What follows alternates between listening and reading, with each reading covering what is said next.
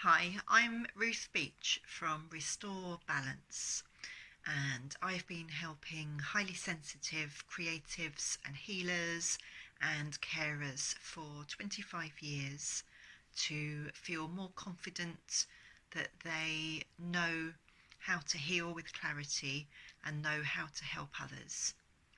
And the topic for this talk is how doing things differently has helped my family to thrive and how it continues to help my family to thrive. So, just really briefly, a little bit about me. I have two autistic sons. One is now just starting university, and the other one is in sixth form. I live in Cambridgeshire. I've got a dog who's sitting next to me. Um, and I come from Dagenham, which is quite well known for being a bit of a rough and ready place, and it definitely was when I was growing up. Um, and the main ways that I learned to do things differently was by listening to my instincts, trusting myself, learning to trust myself, because it doesn't, it's not something that comes naturally to us most of the time, and especially when you're highly sensitive and you're a people pleaser and it's important to you to help the people around you. We can often lose lose sight of our personal boundaries, what's really important to us. Um, so I'm going to start at the present, because usually if I start at the beginning, I just talk for half an hour just about all the things I went through when I was growing up. So I'm going to try and keep this concise, and I'll start with what's kind of happening in my life now and what's been happening for the last since my kids were at school. Obviously my kids are older now, and this is about how um, how they now are so much happier and able to thrive because of the kind of the things that I put in place, the work that I did, the understanding that I gave them when they were younger. Um, so I use my experiences from when I was growing up, and my high sensitivity to understand my sons, understand their needs and their difficulties. Um, and this is something that we all do, right? We all use our life experiences to understand our own children, and often we sort of see ourselves in our children, and we see, we can kind of work out why they might be, or guess why they might be um, behaving a certain way, or why they might be struggling in certain areas, often because we may have struggled with those things as well, or similar things.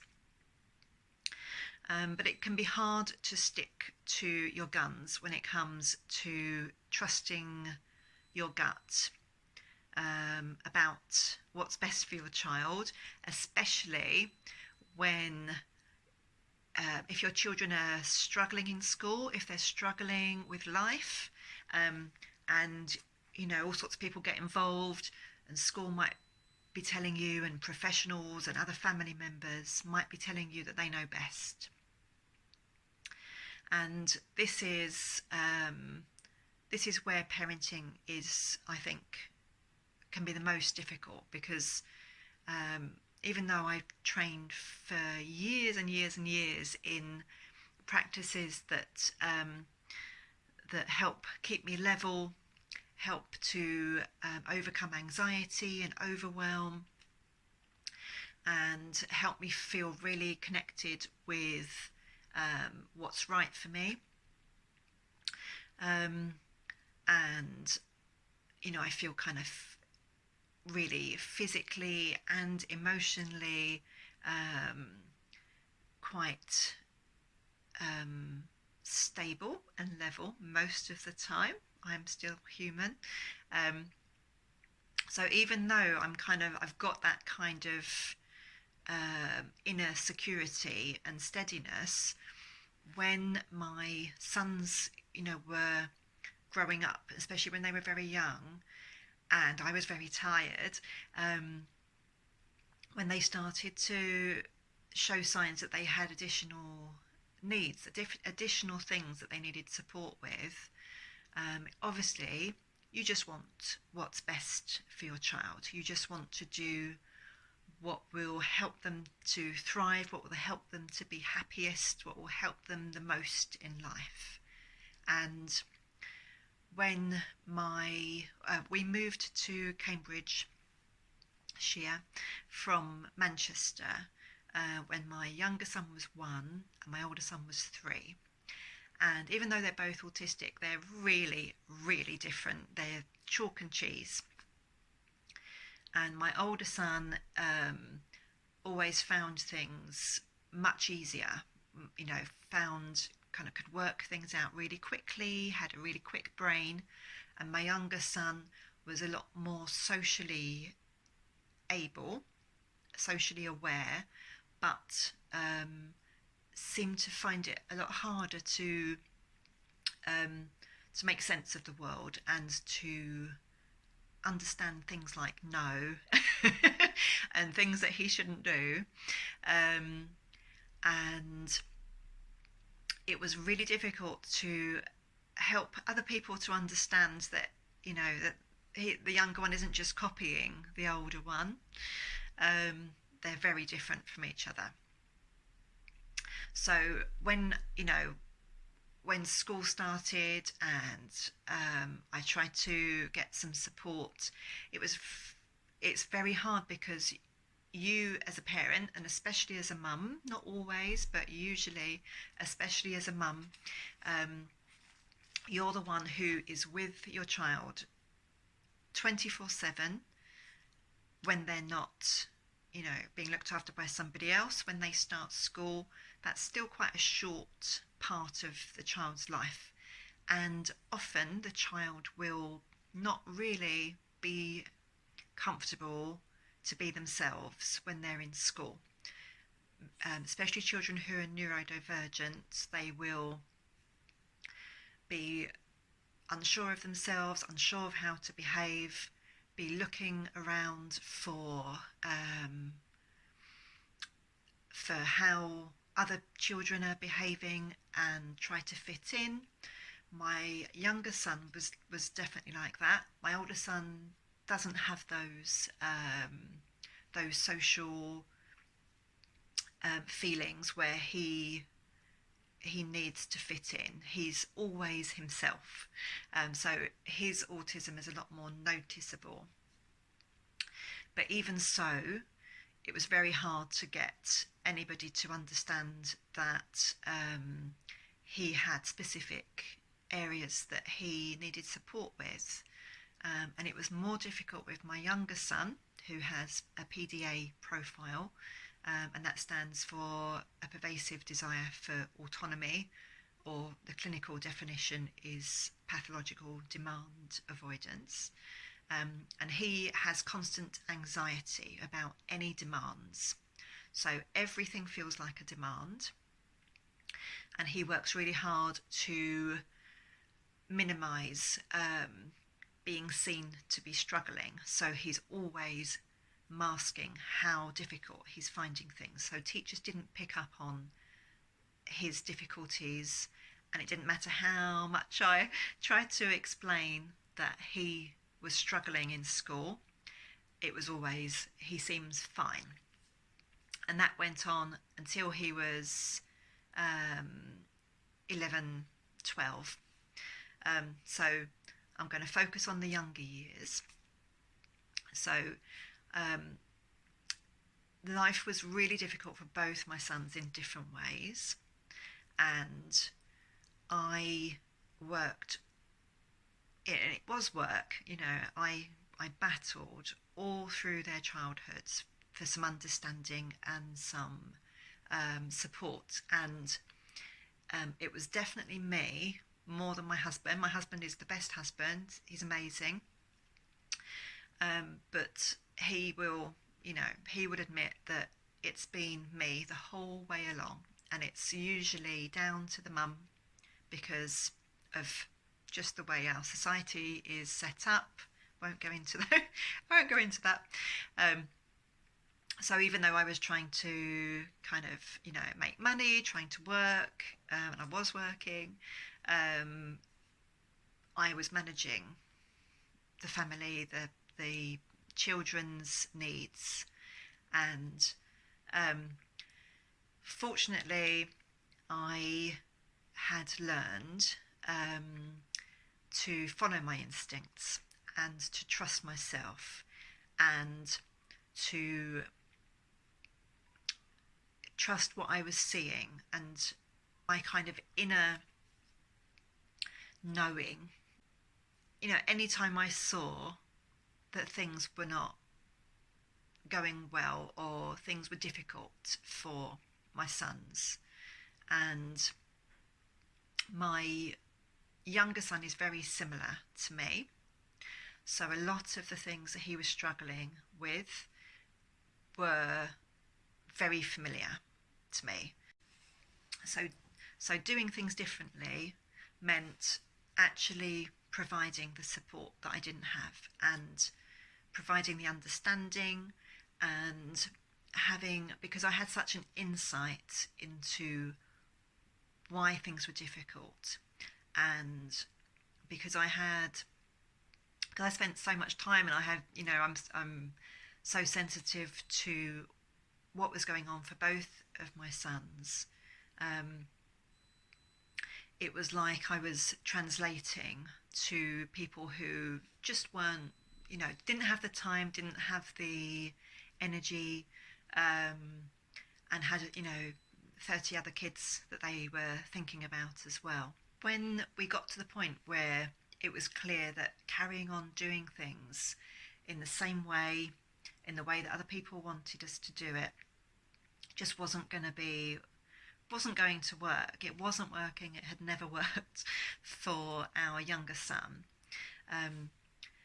It was clear that it was time to make a change, and to trust him and trust that he knows himself and that he deserves to be listened to. And the first time that I did things really differently when my sons were growing up was to take him out of school. I just took my older son out of school. I knew it wasn't right for him. It wasn't okay for him to be so miserable in school. It isn't normal for children to be going to school and being miserable. That's not something that we should be, kind of accepting as a normal part of childhood. And as soon as we moved my older son, my younger son then opened up about whether he was maybe being bullied as well. And he started to sort of ask me whether such and such was bullying. And it was heartbreaking because I didn't realise, even though he was better at understanding social cues, and he tried to fit in, he was being bullied, and it was actually only 2 weeks that my older son didn't have school, where we just refused to make him go into that school anymore, and just waited for the new place to be ready. So it only took 2 weeks, and we didn't move the younger one until the place was ready. So he just moved straight from one school to the much better school. So don't be afraid to do things in a way that's different from probably what 99% of people around you are doing. Trust yourself, trust that you know your children better than anybody.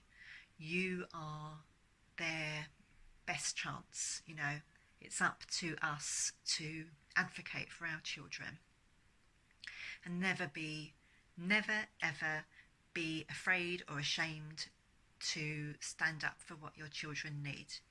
Um, and you know, you probably aren't, and I really hope that you aren't. But I just want to let you know if you are having any doubts and if you're struggling, because not everybody has any kind of support, and not everybody has anybody to just let them know that it's you're right. It's okay for you to do what you know is best, and that sometimes you can really feel bullied and harassed into just sticking with how things are. So that was the first move that we did. And things were still difficult. So things were a million times better for my older son. He was finally treated like he was, just the same as everybody else, and deserved to be treated like a human being. But my younger son was still struggling because he struggles with the mainstream school environment. So I still struggled to be understood, and to for anybody to kind of believe how much he was struggling. He came home and he was in pieces, and he went in and he just held it all together. And then obviously it got to a point where he couldn't hold it together anymore, and he was no longer able to go into school. And that was the point where we got help, because he wasn't able, and also because I sent an email saying, oh, I've read that when a child hasn't been able to go to school for 15 days, it's the legal requirement that the education provider, the school, provides alternative arrangements for their education. So fortunately his school was okay. It was secondary school by then, but it was okay. And I talk to parents all the time whose children are much younger and whose children are still in primary school, and their children are already not able to go to school anymore, and they're already since my younger son started school, it was really clear that it wasn't the right place for him. So I always say, trust yourself from the beginning. Trust that you're picking up on the signals from the beginning, and start as early as you can, and give your child the opportunity to find the right education setting from as early as possible. And obviously I don't want to regret anything that happened, because both my sons are much happier, much better off now. And my older son is at uni. My younger son is now in the right school, in an alternative, in a specialist school for autistic children. And it's the best thing that ever happened to him. And I wrote a book about it. It was so good. So I wrote my book about my younger son's experiences in mainstream school, and the difference it made to step out of that system and do things differently. I wrote it because the school he is in now is his dream school, and it's called Jack in Dream School. And the first half of the book is from his point of view, how difficult life is when you're not supported, when you're a child who's highly anxious and has a lot of additional needs that aren't understood. And it's kind of like an Alice in Wonderland story, but flipped upside down. So the real life is the topsy-turvy world, and the dream life is the one that's the right way up, if that makes sense. It will make sense if you read the book. And then, so that's the first half of the book, is about how much of a struggle it is for PDA children in particular, neurodivergent children generally, when their needs aren't met in mainstream school. And the second half of the book is full of support for mental health, both for children and for parents, carers.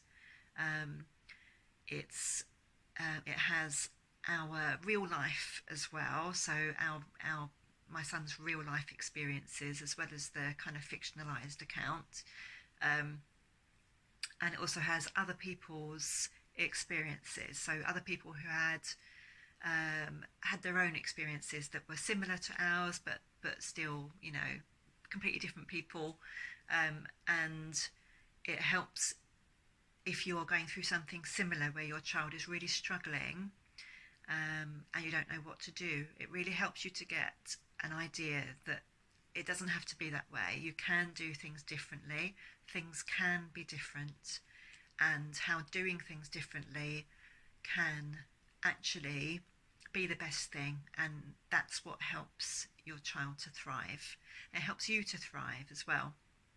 It helps everybody to understand that there's not just one way, there are different ways, and that because we are all different, because we all have our own different needs, there's obviously going to need to be some flexibility. So doing things differently is about listening to yourself, trusting your instincts, trusting your child or your children, knowing that you know best for your family, your child, yourself, knowing that if things could be different in mainstream school, then I think they would be very different. But the system that we have is very inflexible, and there's not much space for teachers or TAs or anybody else working in school to use what they kind of, their empathy and their time in ways that would actually make all children happier, just by making some adjustments. So that's my doing things differently. I mean, I honestly could talk for a few hours about doing things differently, but this is just a short talk, and I'm trying to keep it just about looking after young children. So my offer for this week is £3 off this book. So if you can find this on Amazon, and there's a really nice review that I got recently on there if you want to know more about it. But if you want to get £3 off, contact me directly. I'll put a link under this post. You can find me on Instagram and Facebook, Restore Balance Ruth. I'll put the links for that underneath here as well. I'm a traditional Chinese medicine practitioner and teacher working in Longstanton and surrounding areas. I teach privately, one-to-one and small groups, and I'd have a class in Longstanton for women as well to regain our feminine power. And I'm a transformational coach alongside that as well. So I use the 25 years of training in traditional Chinese medicine alongside the transformational coaching, because they go together, helping highly sensitive people who are following their heart to look after other people, so carers, healers, wellbeing practitioners, and creatives. And if you would like to know any more about anything I've talked about, would like to have any support if your child has PDA or you suspect they have PDA, then please do just send me a message. I'm very happy to have a chat.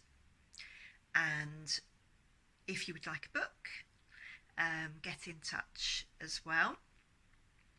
And I really hope that this has helped you to know that it's okay to do things differently. It's okay to be highly sensitive, that you are more than capable of looking after your children in the way that you know is best. And that starts with looking after yourself. It starts with looking after your own well-being, your own mental health, your own physical health, and I can help you with all of that. Okay, I'm going to say goodbye for now. I hope you have a lovely day, and I look forward to hearing from you. Pop a comment underneath this video or send me a private message. Take care.